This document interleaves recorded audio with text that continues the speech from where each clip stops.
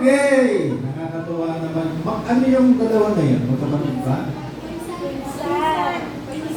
Magpinsan. Ayun. Parehong pamangkin ni Ate Flor. Tama ba? Oo. Ang galing na at dadami pa yung mga yan. Mga kapatid, di natin na-expect na dadami talaga tayo ngayon. Dala ng panahon. Pero salamat pa rin, nakarating kayo. Ha? Alam niyo, napapangiti pa rin natin ang Diyos. Kahit na yung pag-ibig niya sa atin ay fix na. Pero, sabi nila, mahirap na malulati ang Panginoon dahil bago mo gawin alam niya na yan. Paano mo siya mapapangiti? No. Naunawaan niya yung time natin na tayo nasa panahon, nakapanood tayo sa oras. Kaya, napapangiti pa rin natin siya. Amen? Parang, ngayon ko lang nakita yung mga guro na hindi sila stress ngayon muling guro. Parang maganda yung kanilang araw parang may kalwalhatian pa sa kanilang mga mukha. Parang hindi sila stress. At mukhang may bonus pa. May bonus pa dahil yung Monday tsaka Tuesday ay orange pa yata. Orange pa mga kapatid. Yung favorite color niyo. Yung teacher. Pero, nakita niyo ba nagpabago-bago pa din na sasabihin sa gabi, ano tayo, pero pakiramdam natin orange tayo. Yung mga ganun. Yung lunis nga, maaraw pa. Kaya sigog din niya tayo na gano'n. Pag sigog daw nagsalita kasi, magdang baka naman di aaraw. Pero tumama siya nung Hercules. So, praise the Lord. Alam niyo yung maganda ngayon, mga kapatid, walang tigil ang ulan. Pero napansin niyo, walang baha.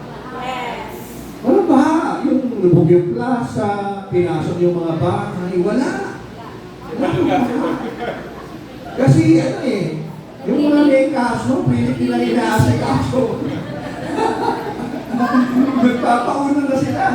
Yung mga binabayaran sila, walisin niyo yung ganito, linisin niyo puputok na naman yan sa dyaryo, sa Facebook, kaya mahirap na.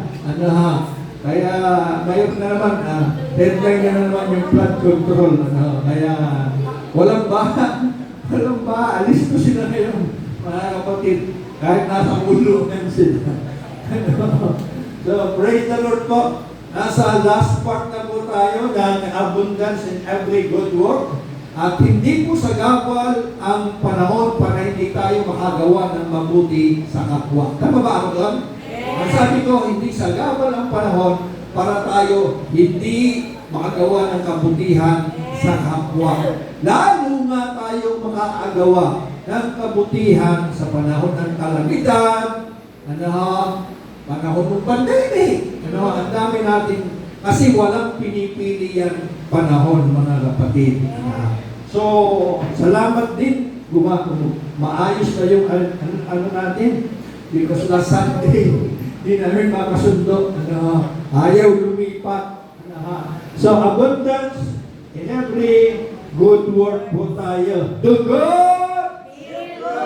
Ayan, napatunayan natin na sa paggawa ng mabuti, merong feeling good.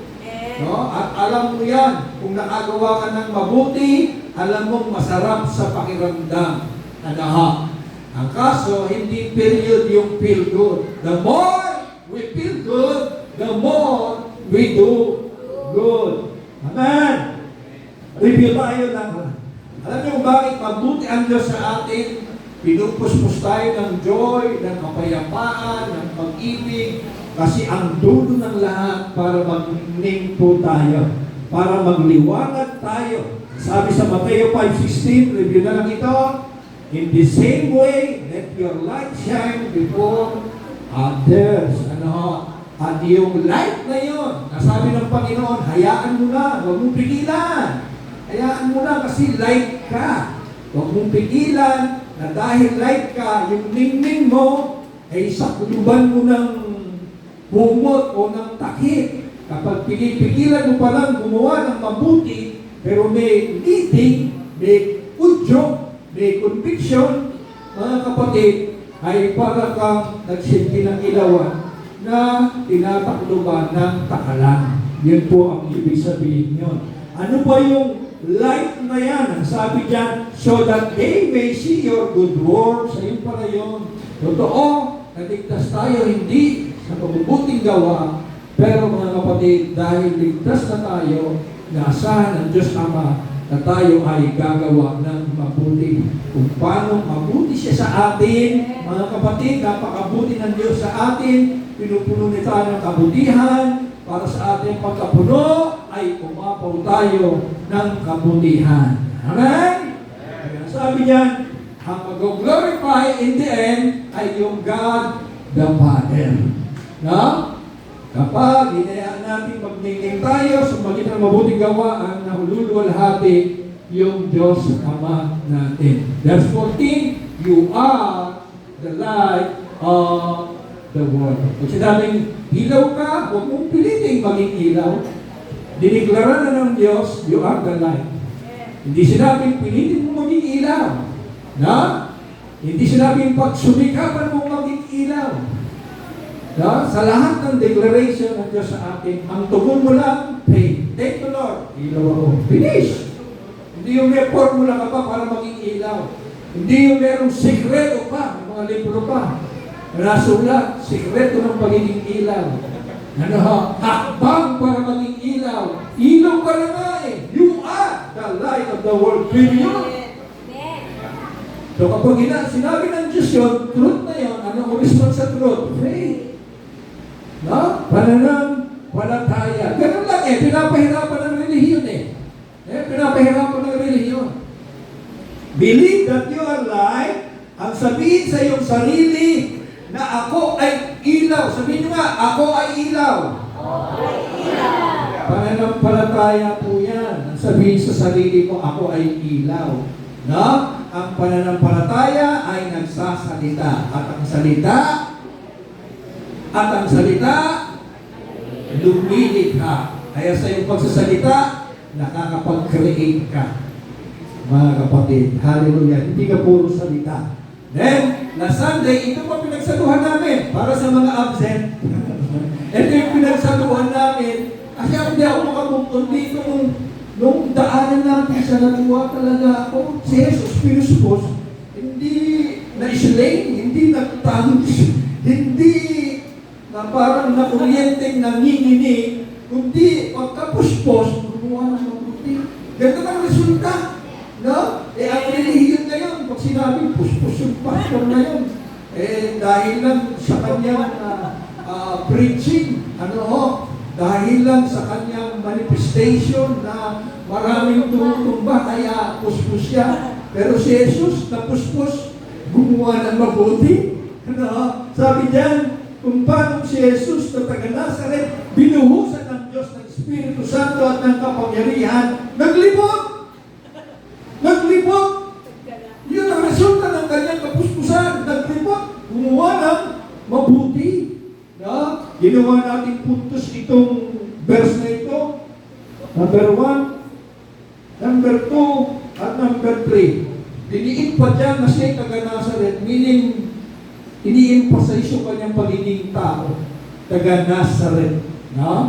Diba? Kapag may dayo sa inyo, sa lugar nyo, at di malaman kung ano yung district. Yung pago,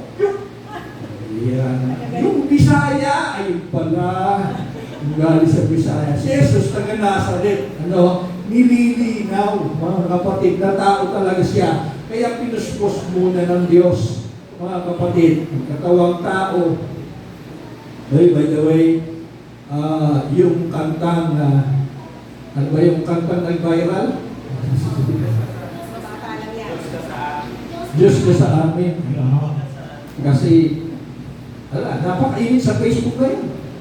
Yung dahil sa kantang iyon, Jesus, ang huli niya ay, anong huli niya? Aming Ama. Kinakanta natin yan, ano? Oneness daw. She is daw. Against daw sa Trinity. Kaya ang dami, pati mga pastor ng Bataan ngayon, nandidibate. Alam niyo kung saan na nauwi ngayon? Sa doctrine of Trinity at oneness. Nagtitawan yung mga oneness at yung Trinity. Wala na sa kanta. Nandito na ngayon sila sa debate. Na noong 80s pa yan, pinagtatanungan mga kapatid. Kung isang persona lang o tatlong persona ang Diyos. Ang Lord Jesus Fellowship, ang tayo niya, tatlong persona ang Diyos. Iba si Jesus, iba yung Ama. Naliligaw ka na kapag sinabing, ilan yan? Bilangin mo nga, Diyos Ama, Diyos Anak, Diyos Espiritu Santo. O ilan yan? Paano nag-iisa yan? Mga kapatid, mas naintindihan ko ito nung ako'y nagkakasal. Nung sabihin ng Panginoon, they shall be one flesh. One na sila. One spirit, one flesh. Pero yung mag-asawa, picturean mo, dalawa yun. Amen. Doon ko naintindihan, mga kapatid. Hiwalay yun, mga kapatid. Kaya nga nalulong sa kanan ng Diyos No? Hindi yung nasa katabi, mga kapatid. Iba po, mga kapatid. No? Ngayon, yung pagtanungan kung Diyos ba si Jesus o hindi, ibang ano naman po yun. Okay po, mga kapatid. Ina-update ko lang kayo. So, act of kindness. Ito po ang ganda, Buti gumagana na yung ating yung na-share ko nung nakaraan sa South Africa. Bugani pa nila. Ang tawag nila, Ubuntu. Ubuntu ang tawag nila. Acts of kindness, mga kapatid. At dito, mayroong isang pilantropo yata o may tumayo doon, nagpalaro siya, ang sabi, laro tayo, magtatago ako ng isang basket na pagkain dito sa puno, at kung sino makakita ng pagkain na yun, naku, palakasan ng amoy, ay siya mag-i-enjoy makainin yun. Alam niyo yung mga bata, pag sinabi nung tao na 1, 2, 3, hanapin niyo yung basket na pagkain, hawak sila ng kamay at sabay-sabay nilang hinanap yung pagkain. Tinanong sila, bakit kayo naghawak-hawak ng kamay at hinanap yung sabay-sabay yung pagkain? Sabi nila, paano kami sasaya kung sa aming pagkain ay meron naman kami mga kasamang malulungkot?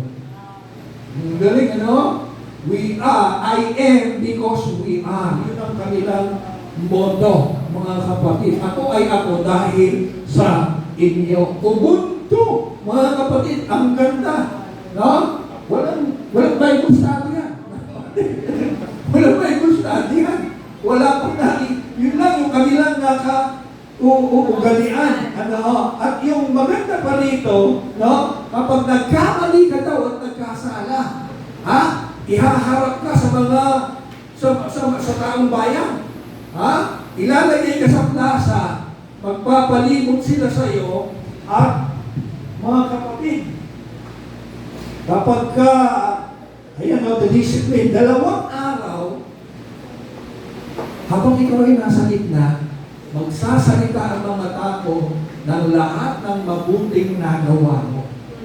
Isang araw, nakita mo ako, di ko mabuhat ang aking binubuhat, tinulungan mo ako. Isang araw, naalala kita. Habang ako'y naglalabas sa sapa, tinulungan mo ako. Lahat ng mabubuti, sinasabi nila sa atin, mga kapatid. Sa wala ang nagagawa, mga kapatid, nag-viral na at minura na sa Facebook. Patayin na daw yung tao na yan. Grabe sila, ang katwiran nila para makabalik yung tao sa kanyang totoong identity. Because they believe, hindi siya talaga ganun. Tama nga naman ang tao talaga, hindi naman lamang yung kasamaan Kahit walang Diyos, hindi lamang yung kasamaan, marami pa rin nagagawang kabutihan. Kaya sabi ng Panginoong Hesus, kayo mga masasamang ama marunong magbigay ng regalo sa inyong mga anak. Ang magpakaya sa langit, di siya masama. Yan ang sabi ng Panginoong Hesus. Kung humihingi ba sa inyo ang inyong mga anak ng tinapay, bibigyan niyo ba ng ahas? Sabi ng Panginoon Jesus, may kabutihan ang tao sa kanyang kalooban. Amen? Ano, ang galing mo dito, ano? Ang galing, ubuntu, mga kapatid. At sa Iran naman, na sobrang sama na sa dyaryo ng Iran ngayon, sa Iran naman mayroong tinatawag na walls of kindness. Pwede nyo gawin ito, gawin ito sa barangay. No? Yung mga damit na hindi na nila ginagamit, sapatos, sinasampay nila doon sa bakod na yon. At kung meron mang kailangan, nakasulat doon, yun, no? Kung kailangan mo ito, kunin mo. Kung hindi mo kailangan, huwag mong kunin. Ano, amen? Tingnan mo itong mga ito. Hindi sila Christian, no? Wall of kindness. Sari-sari yan, no? Mga damit, sapatos, libro, mga coat. Ano, ayaw pa, may mga pagkain dyan, no? Pag nagugutom ka, libre ko. Ang galing po, mga kapatid. At dito, meron na naman namaril sa Thailand ba? May namaril na naman sa Thailand? At mga guro yata yung namatay, apat na guro yung namatay. Nakakalungkot, mga kapatid. May narinig ako na sa Japan daw ay hanggang ilang taon? Yung bata. Parang sa elementary, wala mo ng test. Wala mo ng exam. Ang ini-establish, ugali muna. Ang ini-establish, karakter muna. Ang galing, sana no? Ba't di natin kayahin yung mga gano'n? No? Parang wala na namamarang sa school. No? Wala na. Mga kapatid, napakaganda nun. Hindi naman masamang gumaya. Biruin mo yun, wala mo ng test. Sa elementary, establish muna ang ugali. Naalala ko nung elementary ako, meron lang kami GMRC. Pinagmaaga pa yun, alas 7. May GMRC ko ba kaya hanggang ngayon? Good manners and right conduct. Nilalagay nila alas 7. Alas 8 na ako pumapasok. Kaisa-isang subject, hindi ko pa maabutan, mga kapatid, Saan ilagay nila yun? Pero sana huwag i-alis yun, dagdagan pa. At salamat, may mga values teacher na ngayon, first batch yata, sinaring ng graduate. Okay, dito tayo ngayong umaga, kay Samuel. Kung paano ay Samuel, kay David, kung paano nung si David ay mabuti, mapuno ng kabutihan ng Diyos, umapaw siya, may naalala siya at gusto niyang makabawi. Mga kapatid, meron ba kayong ganon? Nagawang kayo ng kabutihan, alam niyo pinakamabilis gumawa ng mabuti? Sa mga nakagawa sa inyo ng mabuti. Hindi po masama yun. May mga tao nga na bigay ng bigay, hindi nakakatingin ng tanggap eh. Alam niyo yung mga taong ganon? Kahit na card lang, matutuwa na. Sabi nga niya, POD, sinatap nila Cross, alam na, bigay ng bigay yung mga yan. Hindi mo malaman kung ibibigay mo dahil mayayaman. Pero sa kanila, card lang, na thank you, appreciation, kabutihan na yun. Magpapasalamat na sila, mga kapatid. Amin ba? Si David, nung nag-umapong siya, ito pamagat natin, ang kabaitan ni David kay Mephibosheth. Sabihin niyo muna para di niyo malimutan. Mephibosheth. Pusit yata sinabi, kulang niyo yata, mamaya tanghali yun eh. Sabihin natin, Mephibosheth. Mamaya kasi umuwi, tayo, may masalubong kayo. Anong mensahe ni Pastor? Pusit. Mephibosheth. So, tingnan natin. Ang kabaitan ni David kay Mephibosheth. Sino ba si Mephibosheth yan, Pastor? Sa mga hindi nagbabasa o hindi pa nakabasa, isa ito sa paborito kong kasaysayan. Bukod kay Joseph sa Egypt, mga kapatid, ito, talo rin ito, yung telenovela ng Koreano. Kasi ang ganda po nito, mga kapatid, si Mephibosheth, ganda ng istorya niya sa 2 Samuel. Sino siya? Anak po siya ni Jonathan. Sino naman si Jonathan? Yun yung kasangga ni David. Best friend ni Haring David. May covenant sila, may tipan sila. No? May best friend ba kayo? Mula ng bata? Ako meron eh. meron. At hanggang ngayon, pareho pa kaming buhay. Nandiyan lang siya sa TPSU, mga kapatid. Sabi niya, best friend niya ako. Hindi pa kami nag-aaral. Sabi ko rin, best friend ko siya. At hanggang ngayon, no? Best friend kami. No? Bukod pa yung best friend ko sa mga pastor, best friend din ako. Maganda yung best friend, mga kapatid. Si David, best friend niya, si Jonathan. Yan ang tatay, mga kapatid, ang tatay ni Mephibosheth, si Jonathan. Buhan na, tandaan niyo mabuti. Hindi kayo makakasunod, baka malito kayo. Tatay ni Mephibosheth, si Jonathan. Sino naman tatay ni Jonathan? Si Haring Saul. Si Haring Saul, nung mamatay na ang pumalit si David. Si Haring Saul ang sobrang nagalit na indit ni David. Kasi Haring pa siya. Nakaupo pa siya sa palasyo. Sukat, binuhusan na ng langis ni Samuel si David.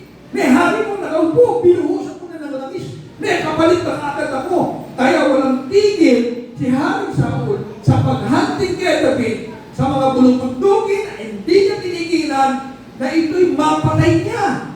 Pero si Jonathan, tinutulungan siya laging makatakas. No? Ginagawan siya ng mabuti kasi may tipan sila, may covenant sila. No? At sino naman si Mephibosheth? Balikan natin si Mephibosheth. Hindi mo Mephibosheth. Si Mephibosheth. Si Mephibosheth. Lumpok mo ito. Alam niyo kung bakit nalumpok? Nung digmaan, mamatay yung kanyang lolo Saul at tatay Jonathan. Namatay sa digmaan. Nataranta sa palasyo dahil taga-palasyo sila eh.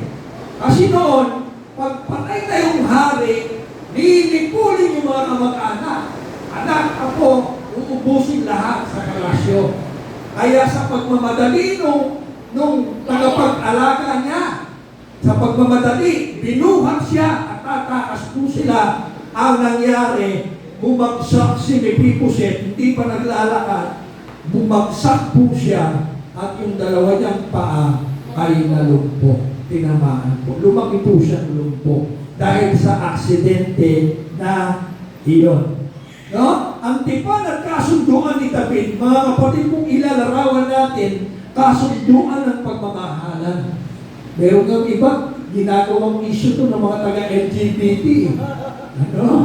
Ibang pagmamahalan daw yung Jonathan at David, kung maintindihan daw natin, talaga itong mga to, a covenant of love and loyalty. Friendship, nagpalitan sila ng armas, no? Ng sipat, ng talasan. Ibig sabihin, puprotektahan nila, pati pamilya nila, kakalinain po nila.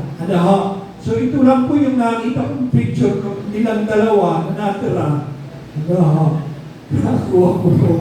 Ayan po sila. David and Jonathan. Buti na iahabol yung AI nung panahon nila. Ayan, mga kapatid. 2 Samuel 9. No? Si David, mapayapa na ang Israel. Mayaman na siya. Maunlad ang kanyang paghahari. Pinuspos siya ng Diyos ng kabutihan. Sa kanyang kapuspusan ng kabutihan ng Diyos, may naalala siya. Nagtanong siya, habang siguro nasa terrace siya at nagkakape at walang pagaw. At sabi niya ay, mayroon pa bang nalalabi sa sambahayan ni Saul? Gusto kong ipadama sa kanya ang aking kagandahang loob. Alang-alang, ang galing po nito. Ang galing po nito. Alang-alang kay Jonathan. Naghahanap si David ng mababawian ng kabutihan. Alang-alang sa kanyang best friend. Alang-alang sa gumawa ng mabuti sa kanya. Sa English, is there still anyone who is left of the house of Saul that I may show him kindness for Jonathan's sake? Alang-alang kay Jonathan. Nang buhay pa si Saul, kapatid, nandiyan ka pa? Sayang, nalagpasan mo yung ulan, nandito ka na rin lang. Nang buhay pa si Saul, May alipin siyang ang pangalan ay Masiba. Tama ba yun? Masiba na. Siba ang pangalan. Kaya ipinatawag ito ni David. No? Paglapit ni Siba, tinanong siya ng hari, ikaw ba si Siba? Ikaw ba si Siba? Ako nga po, mahal na hari. Sabi niya, may nalalaman ka ba? Buhay pa sa sambahayan ni Saul. Gusto ko siyang pakitaan ng mabuti. Ayon sa pangako sa Diyos, wika ng hari. Mayroon po! Aba, meron pa. Hindi lahat ang ubos. Si Mephibosheth, na anak ni Jonathan, siya po yung lumpo. Tugon ng hari, ni Siba, lumpo. Si Mephibosheth, kaso ng lumpo. No? Saan siya naroon? Saan siya naroon? Tanong muli ng hari. Nasa, kapatid, pati ito may ibig sabihin. Nasa Lodebar. Doon po siya nakatira sa bahay ni Makir na anak ni Amiel. Sagot ni Siba. Ganun sila doon eh. Pag binigyan pangalan mo, babanggitin ang tatay mo, pag lolo mo. No? Ganun sila doon para makilala ka talagang mabuti. No? Nandun po siya sa Lodebar. No? Nakikitira lang. Ipinasundo agad ni David. Si Mephibosheth, anak ni Jonathan, at apo ni Saul. Nang maharap siya kay David, ayan na po, mga kapatid, siya'y nagpatira pa bilang pagbibigay galang. Ikaw ba si Mephibosheth? Tanong ng hari. Ako nga po, mahal na hari. Sagot naman ito, ako nga po. Alam niyo ibig sabihin ng Lodebar? Magugulat kayo. Noon ang mga bayan o sityo may kahulugan. Yung Kalangiman, hindi ko nga malaman kung bakit Kalangiman yan. Ano? Para pang puno ng langit. Yung kapitanan, alam niyo,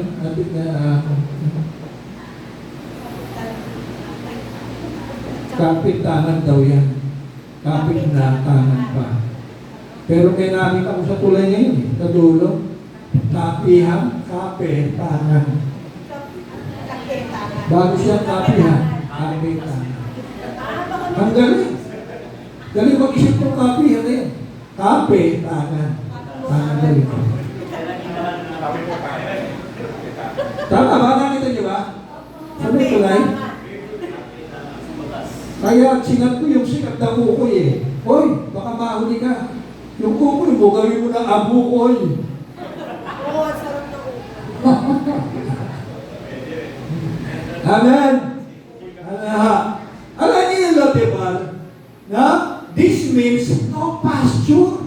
Walang tanim. Walang pastulan. No war. Walang mensahe kang makukuha. Ano ba yung Tagalog ba yung matumok? Ano ba yung lugar na parang patay? Sa loob ng mabatang, may spirit na patay na daan eh. Tawag talaga patay na daan. At bihira yung dumadaan ko, lalo na paggabi. Kasi ang labas mo, likod ng simbahan. Eh, yung likod ng simbahan ng mabatang, maraming nakalibig doon. Nung panahon ng hapon, doon nilibig. Mga kapatid, yan ang ibig sabihin ng Lodebar. Ha? Nandiyan pa kayo? Nandiyan pa kayo? Nanirahan doon si Mephibosheth at nabuhay ng may takot sa hari. Bakit nabuhay ng may takot sa hari? Yun nga eh. Pag nalaman, meron pa palang lahi yung dating hari, meron pa palang lahi. Ano iubusin na yan? Bakit ba inuubos nila? No? Bakit? Kasi madalas, nililipon nga ng bagong hari ang buong angkan ng dating hari para maiwasan ang pagkaalsan. Eh baka maka-influensya pa yan, mag-rebelde pa yan, mag-rally pa sila sa Mindiola, para patansikin ako, mag-EDSA pa yan, na ubusin na yan. Kaya si Mephibosheth, nabuhay ng pambihira, lumpo na, takot pa, nabuhay ng may takot, mga kapatid, no? Ang dating taga-palasyo karangya buhay ni Mephibosheth. Ang dating nabubuhay sa karangyaan ng palasyo ay nakikita titira na lang sa isang lugar na tuyo. No pasture, no wood. Tuyo at di kilala. Pagka ganun, hinahamak yung lugar eh. Tama ba ako? Kasi nung nag-aaral ako high school, Arellano, 80s, taga saan ka? Nagwaling. Ano akala mo sa akin? Taga-Kapog. So sabihin nila, bakit? Ano yung taga-Kapog? Ngayon, ganda na ng Kapog, di ba? Pero nung parang ko nilalait yung Kapog, no? Nagkaroon pa ng extension. Orokan. Tama ba ako? May baryo Orokan dito. Panahon pa naman ni Barok yun sa office. Ano? Orokan. Ano? Sila gundi. May ganun eh. Lugar na nilalait, mga kapatid. Ako mo ay first time kong mabasa yung biyaheng kabog-kabog. Natawa ko. First time ko lang nabasa eh. Normal na lang. Pero kabog-kabog. Ano kaya meron doon? Sa kabog-kabog. Ano? Kabog-kabag? Ano? No? So, mga kapatid, nabuhay si Mephibosheth na palaging sarado ang pinto, palaging sarado ang bintana, mga kapatid, hindi lumalabas ng bahay. Lumpo na siya, nabuhay pa siya, may takot. Takot at takot na isang araw, mga kapatid, baka may magsuplong, no? Palaging takot na baka isang araw matuklasan po siya, no? O may magsuplong sa kanya na siya ay apo ng dating haring si Saul. Alam pa naman ni Mephibosheth, gaano malupit si Saul kay David? Sobrang lupit po. Tinanting talaga para patayin, mga kapatid. Pero, ayun na. Yung araw na kanyang kinatatakutan, dumating na. Parang ano lang yan eh, yung sa ICC, dumating na yung warrant. Dumating na yung warrant. Kanya-kanya tago na. No? Yung araw na kanyang kinatatakutan ay dumating na. Bigla na lang dun sa lugar na tahimik, hindi kilala, wala masyadong nag-uusap. Ano ho? Bigla na lang makayabang ng kabayo. Ito habang binabasa ko, nai-imagine ko eh. Bigla na lang maraming yabang ng mga kabayo. Hindi nababanda doon yung mga kabayo dahil nga hindi kilala yung lugar na yun. Ano ho? Bigla na lang mga ingay, sigawan, sapagkat yung mga kawal ni David, hari ni David, kukunin po siya. Mga kapatid, ano ho? At kinuha na nga siya ng mga kawal ni Haring David. Ay imagine kung gaano siya nanginginig dito. Kung paano ang isang lumpong habang buhay ng takot na takot, ayun na nga kinuha. Ano ho? Si Mephibosheth. Ano ho? At siya po'y hinarap sa hari.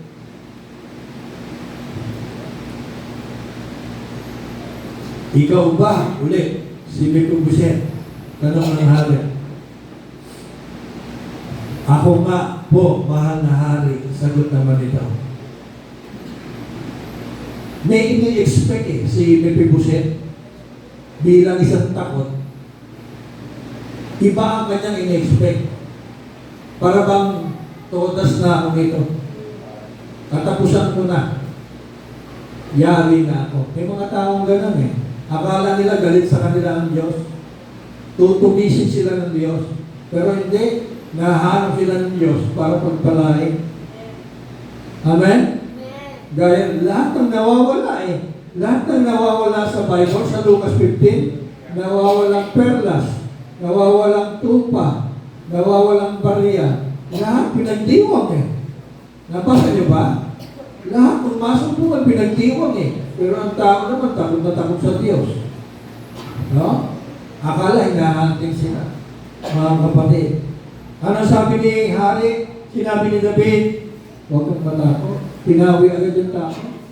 Huwag kang matakot. Buuin natin, mga kapatid. Huwag kang matakot. Sinabi ni David, huwag kang matakot. Gagawin ko ang lahat ng magagawa ko para sa iyo. Pao, yung iniisip niya masama, mabuti pala. Hallelujah. Alang-alang kay Jonathan. Oh, tatay ko yun ah. Alang-alang sa akin, tatay. Ha? Ito maganda. Talo pa niya, tumama sa loto, mga kapatid. Ito yung maganda. Alang-alang kay Jonathan, ibabalik ko sa iyo ang lahat ng lupain ng iyong lolong si Saul. Grabe ito, hari ito, maraming ekta-ekta ang lupa nito. Hari ito eh. Ibabalik ko yung lahat ng lupa ni Haring Saul. At laging nakahanda ang aking hapag para sa iyo. Alam niyo yung hapag ng hari, yung mesa ng hari, mahaba po lagi ang mesa ng hari. At di nawawala ng pagkain niya. Laging puno ang pagkain ng hari. Mga kapatid. Nandiyan ba kayo? Nakakasunod kayo? Tinawag ni David si Siba. Sino ulit si Siba? Yung alipin ng Haring Saul. Tinawag dahil buhay pa siya. Sabi niya, ibibigay ko sa apo ni Saul lahat ng ari-arian niya at ng kanyang sambahayan. Ano ngayon? Kayo ang ng iyong mga anak at mga alipin ang magbubungkal ng kanyang lupain. Aalagaan ninyong mabuti upang mag-ani ng sagana at magkaroon ng sapat na pagkain ang sambahayan ng iyong Panginoon. Grabe ito. Mula doon sa lupa na wala ng pag-asa. Pero dahil sa kanyang tatay na merong best friend Haring David, na merong kasunduan, naiingatan nila, puprotektahan ang kanilang pamilya, kaapu-apuhan, bigla na lang ibinangon ng Diyos. Hindi lang ibinangon, isinauli pa lahat ng nawala. Ang Diyos po nagre-restore. Hindi mo naniniwala dito. Ang Diyos ay nagre-restore. Meron pa kayong meron dati, pero ngayon wala na. Dati, ganito kami eh. Dati, ganyan kami eh. Dati, meron kami ganito. Ngayon, wala na eh. Dati, 4 na gulong kami. Ngayon, 2 gulong na lang sinasakyan namin eh. Dati, puro dati. Mga kapatid, ang Diyos nagre-restore. Ngayon, sabi ko, ang Diyos nagre-restore. Nagsasauli siya ng mga bagay na nawala sa atin higit pa noon. Tingnan niyo, oh. Sinauli yung ekta-ekta ng lupa ni Haring Saul. Ha? Binigyan pa ng alipin na magbubungkal, ibig sabihin wala siyang gagawin kung hindi i-enjoy yung bunga ng lupain. Ha? Ito pa matindi. May matindi pa pa doon. Ibabalik yung lupain. Ito pa yung matindi, oh. Ngunit si Mephibosheth ay sa akin sasalo sa pagkain. Nako, kapatid. Bihira ang makasalo ang hari sa pagkain. Pinipili lang yan. Mga kapatid, siguro bisita ka sa ibang palasyo, ibang kaharian, pwede kang makisama sa hari. Pero lumpo, galing ka pa sa Torokan o sa lugar na hindi kilala, sa lugar na hindi kilala, mga kapatid, buong yun, mga kapatid, no? Sabi rito, ang mga anak ni Siba ay 15, ang daming magbubukal. At 20 ang kanya, mga alipin. Si Siba, alipin na. May mga alipin. Nakita niya? Ano to eh, parang mataas na alipin, kaya may mga alipin eh. Bilhin mo alipin, no? Pero may 20 siyang alipin. Mataas sa ranggo dito na alipin. Mga kapatid, iniisip ko, parang dam ni ano rito eh, ni Mephibosheth. Grabe yung restoration. Mga kapatid, sumagot si Siba, masusunod mong lahat ang utos ninyo, kamahalan. Ito na tayo. Alam niyo ba, na tayo'y kagaya lang din ni Mephibosheth. Kagaya tayo ni Mephibosheth.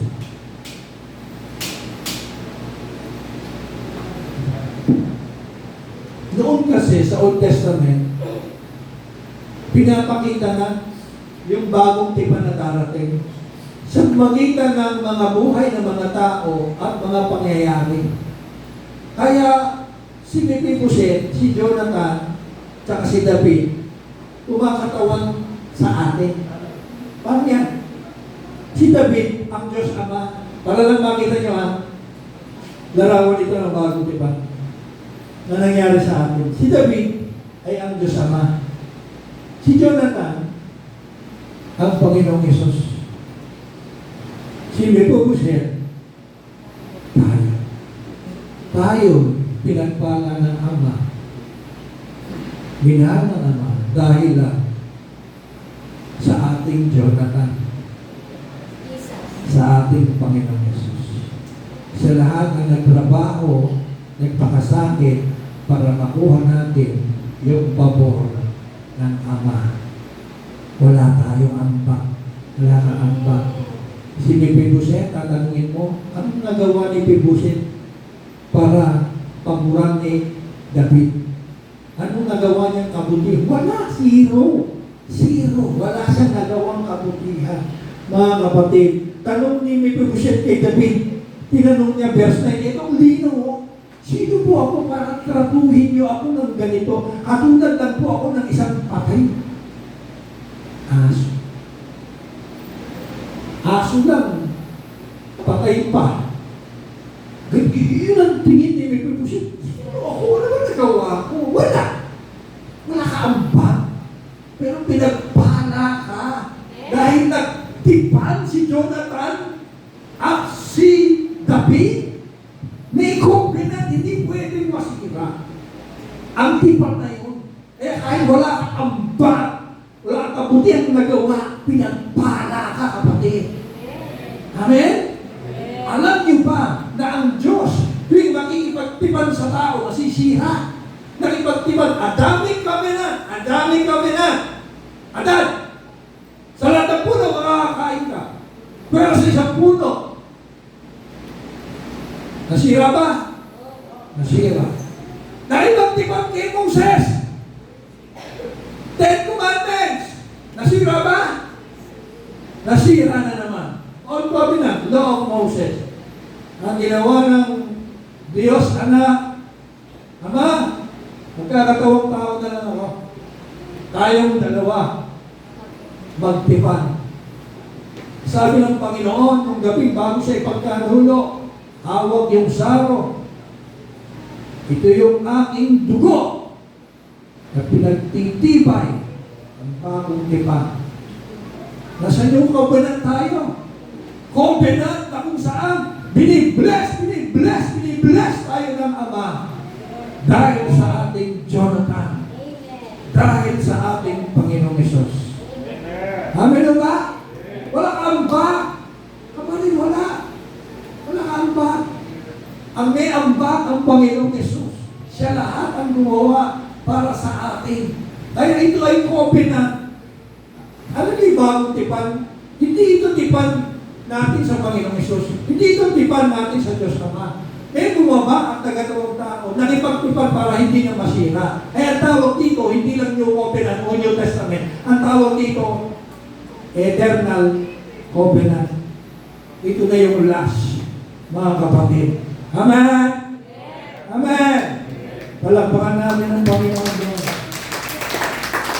No? Nung sabihin ni Jonathan, ay hindi Mephibosheth, nung sabihin ka, isa lang akong patay na aso. Alam niyo sabihin David, gusto kong ipadama sa kanya ang aking kagandahan loob. Grace! Biyaya, kagandahan loob. Alang-alang kay Jonathan. Ang lahat po'y alang-alang sa Panginoon Jesus. Nandiyan ka pa? Ang lahat ngayon ng tinatama sa nating kabutihan, pabor sa Diyos, blessing, promotion ay alang-alang sa Panginoong Jesus, sa ating Jonathan. No? Amen? At sa ating pagtatapos, sabi rito, at mula noon, matatapos na po tayo, at mula noon, kasado na ni David si Mephibosheth, parang tunay na anak. Si Mephibosheth ay may bata pang anak. Ba, nagkaanak po ng grupo? May anak po wala. Hindi ko napansin to. Si Mephibosheth ay may bata pang anak na lalaki na ang pangalay Mika. Mula nga noon, ang buong sambahayan ni Sheba ay naglingkod kay Mephibosheth. Mga kapatid, sa panahon ng paghahari ni Haring David, pinagpala ang buong Israel dahil sa kanya. Naging mapayapa at masagana ang kanyang paghahari. Pero sa gitna ng kanyang pagkapuno, umapaw siya, hindi lang sa maraming tao, maging sa isang individual, umapaw si Ari David. Mga kapatid, hindi natin kailangan maghanap ng maraming tao para gawa ng kabutihan. Minsan sa isang tao, pwede tayong umapaw. Kagaya ni Ari David, nung umapaw na siya, naramdaman ito at natamasa ni Mephibosheth. Amen? Amen! Tumayo po tayong lahat, tayo po'y manalangin. Ama, napakagandang paalala po ng istorya po ni Mephibosheth na kung paano, Panginoong Yesus, ikaw ang aming Jonathan. Wala kaming ambag, Panginoon, para ikaw ay ma-please namin, Panginoon, dahil lang sa biyaya mo ang lahat, Panginoon. At salamat, Panginoon, dahil kay Panginoong Yesus ay pinupuno mo kami ng mga mensaheng kagaya nito, ng mga katotohanan, ng pagmamahal mo sa amin, ng pagkalinga mo sa amin, ng mga biyaya mo sa amin. Kaya naman kalooban mo rin sa amin na umapaw din, mapuno at umapaw at makita ito ng maraming Mephibosheth pa na nangangailangan ng aming mga kamay, ng aming mga tulong, Panginoon. Salamat po, Panginoon. Dalangin namin na yung aming paningin ay maging malawak at yung aming isipan, Panginoon, ay maging malawak din sa pag-iisip, Panginoon, na gawa ng kabutihan yung mga kagaya ni Mephibosheth, Panginoon, na ang kanilang mga magulang o kaanak ay ginawan din kami ng kabutihan. Salamat po ng marami. In Jesus' name we pray.